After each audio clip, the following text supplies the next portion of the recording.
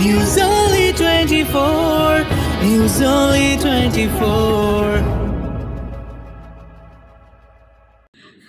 দীর্ঘ 15 মাস পরে হাবড়ার বিধায়ক জ্যোতিপ্রিয় মল্লিক নিজের বিধানসভা কেন্দ্রে পা রাখতেই জ্যোতিপ্রিয় মল্লিককে দেখতে ভিড় করেছেন কর্মী সমর্থকরা। তাদের মধ্যে উৎসাহ ছিল চোখে পড়ার মতো। প্রথমে বদর তৃণমূল কংগ্রেসের কার্যালয়ে, পরে হাবড়া 2 নম্বর রেলগেট হয়ে হাবড়া 2 নম্বর রেলগেট থেকে পায়ে হেঁটে যশোর রোড ধরে পৌঁছালেন হাবড়া পৌরসভায়। রয়েছে দিনভর আরও অনেক কর্মসূচি। দলীয় সংগঠনের আয়োজনে একাধিক পিকনিক স্পটেও যাবেন তিনি। হাবড়া পৌরসভায় সাংবাদিক বৈঠক করে এলাকার ডেভেলপমেন্টের আটকে থাকা কাজ করবেন বলেও জানান তিনি। সুস্থ আছি। এখন আমার কাছে পাখির চোখ হচ্ছে হাবড়ার উন্নয়নটা, আমার কাছে পাখির চোখ। যে ডেভেলপমেন্টের কাজগুলো শুরু করেছিল মমতা ব্যানার্জির নেতৃত্বে আমরা শুরু করেছি, এই কাজগুলো অনেকটা অসমাপ্ত আমার কাছে থেকে গেছে, আমার কাছে ব্যক্তিগতভাবে। কিন্তু আমার মনে হচ্ছে সরকার কাজ করেছে, পৌরসভা কাজ করেছে, পঞ্চায়েত সমিতি কাজ করেছে, গ্রাম পঞ্চায়েতগুলো কাজ করেছে, জেলা পরিষদও কাজ করেছে।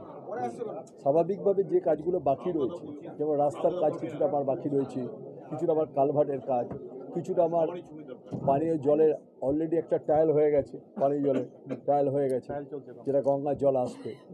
এটা আমাদের অত্যন্ত স্বাদের প্রকল্প, মমতা ব্যানার্জির অত্যন্ত স্বাদের প্রকল্প হচ্ছে হাবড়া পানীয় জল গ্রামে গ্রামে পৌঁছে যাওয়া।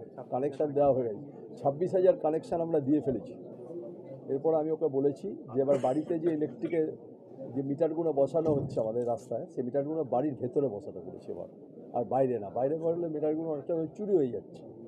এইটা আর কাজগুলো আস্তে আস্তে তোমাদের সাথে পরের ধাপে দেখা হবে। আমি তো আসতে শুরু করবো। হাসপাতাল আর বস্ত্রহাট একদম অলরেডি রেডি হয়ে গেছে, হসপিটাল রেডি।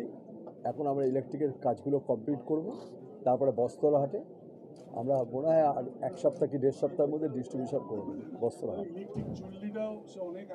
ইলেকট্রিক চুল্লির টাকাও এসছে, টাকা এসে গেছে, বাকি ইলেকট্রিক চুল্লিটাও কমপ্লিট হয়ে যাবে আমাদের। ডেভেলপমেন্টের ওয়ার্কের ব্যাপারে আমি কারোর সাথে কোনো কম্প্রোমাইজ করি না।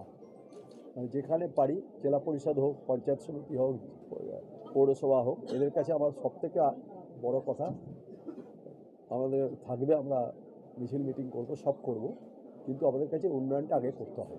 উন্নয়নটা ছাড়া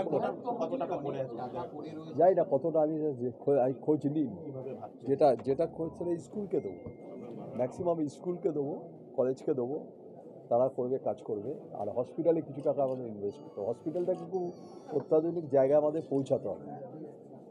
যে হসপিটালটা তো মানুষের মেন নিত্য প্রয়োজনীয় জিনিস। বাউগাছিতে আমাদের একটা বিপিসি আছে, ওটাকে পুরোপুরি আমরা করব, প্রেগনেন্ট মায়েদের জন্য ওটা করছি পুরোপুরি, খুব অত্যাধুনিক প্ল্যান প্রকল্প করছি, ওটা নিয়ে তৈরি করছি। ওখানে প্রেগনেন্ট মা যারা, তাদের গাড়ি করে আগের দিন রাত্রে নিয়ে আসা, তারপরে রেখে দেওয়া ঘরে, পরের দিন তাদের তৈরি হলে সেটা খুব ক্লিন করতে হবে, খুব হাইজেনিক করতে হবে জায়গাটাকে। আমার মাধ্যমিক পরীক্ষা কালকে, মাধ্যমিক পরীক্ষা শুভেচ্ছা অলরেডি আমাদের মাননীয় মুখ্যমন্ত্রীদের শুভেচ্ছা জানিয়েছেন সবাইকে।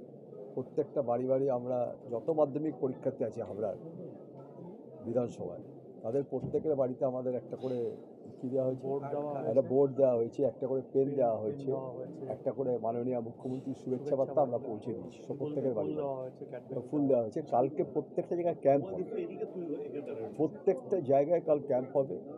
কালকে জলের অ্যারেঞ্জমেন্ট থাকবে, মা গার্জেনরা খাবে।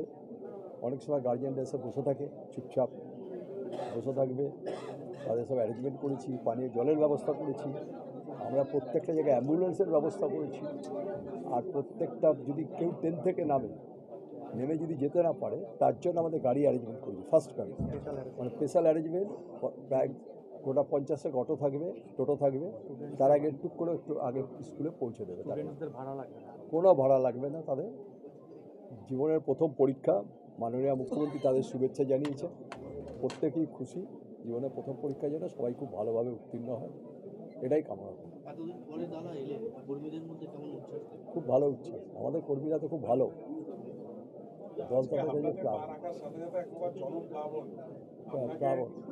আমার তো বদরে গিয়েছিলাম, বদরে বসেছিলাম ওদের সাথে, প্রচুর লোক বদরে।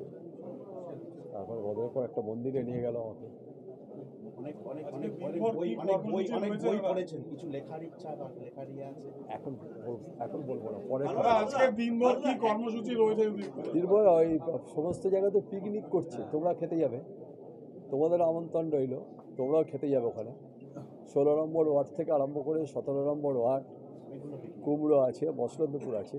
আমি একটা হ্যান্ডিক্যাপ ছেলের সাথে দেখা করতে যাব বসন্তপুরে একটা হ্যান্ডিক্যাপ ছেলে আছে, এই হাত দুটো চলে না, তার পা দিয়ে লেখে, তার সাথে আমি একটু দেখা করতে যাব। কর্মীদের সাথে বৈঠকও করবেন? বসছি তো, কর্মীদের সাথে বসছি আছি, বন্দ্যোপাধ্যায় ফোন করেছিলেন? সবার সাথে কথা হয়েছে, কথা হয়েছে মুখ্যমন্ত্রীর সাথে? সবার সাথে কথা হয়েছে। অনেকদিন পর মানুষ আপনাকে আবার মিছিল করে নিয়ে আসলেন, মানুষের মধ্যে মিশলেন, এই জায়গাটা তো আপনার সঙ্গে সবসময় যায়, আপনি মানুষের সঙ্গে থাকছেন, সেইটা কি মিস করছিলেন? আর আজকে এই জিনিসটা পেয়ে আর কেমন লাগছে? আনন্দ লাগছে, কর্মীদের কাছে থাকাটাই তো আনন্দ। আমাদের জীবনে সবটাই কর্মী, নেতা ভিত্তিক না করে কর্মী ভিত্তিক করলে অনেক বেশি ভালো লাগে। কর্মী তৈরি করতে অনেক কঠিন হয়, অনেক কঠিন হয় একটা কর্মী তৈরি করতে। সুতরাং স্বাভাবিকভাবে তাদের সাথে গায়ে যদি একটু হাত দিতে পারি, তাদের সাথে তারা যদি মাথায় হ্যান্ডশেক করে, তারা যদি একটু টাচ করে, বা তাদের একটু যদি আমি মাথায় হাত বুলিয়ে দিই, তারা খুব খুশি হয়, আনন্দিত হয়।